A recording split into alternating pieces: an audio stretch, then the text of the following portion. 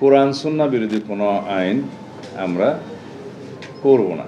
আমরা আমাদের নীতি হিসেবে আগেই সংস্কার কমিশনের সাথে কাজ করার সময় এবং জাতীয় ঐকমত্য কমিশনের সাথে আলাপ আলোচনার সময় আপনারা যেটা জানতে পেরেছেন যে আমরা সংবিধানের প্রস্তাবনায় মহান আল্লাহর উপর আস্থা এবং বিশ্বাস পুনঃস্থাপন করব, যেটা শহীদ রাষ্ট্রপতি জিয়াউর রহমান পঞ্চম সংশোধনের মাধ্যমে অন্তর্ভুক্ত করেছিলেন।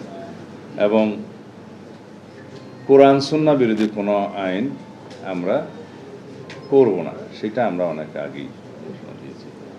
আর কওমি লাইনের মাদ্রাসা থেকে যারা পাশ করবেন তাদের সর্বোচ্চ ডিগ্রি আছে সেই লাইনের, এবং সেই হিসাবে আমরা কিছুদিন আগে আমাদের কর্মসূচিতে অন্তর্ভুক্ত করেছি, সামনের নির্বাচনী ইশতেহারে থাকবে যে ইমাম, খতিব, মুয়াজ্জিন তাদের জন্য আমরা রাষ্ট্রীয় ভাতার ব্যবস্থা করব, উৎসব ভাতার ব্যবস্থা করব, এবং যেটা একটা ট্রাস্ট আছে সেই সংক্রান্ত সেই ট্রাস্টকে আরও শক্তিশালী করে সেটা তাদের জন্য আমরা ব্যবস্থা করব রাষ্ট্রীয়ভাবে।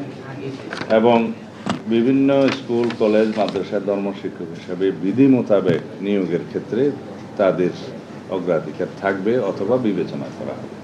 এগুলো আমরা আগেই বলেছি।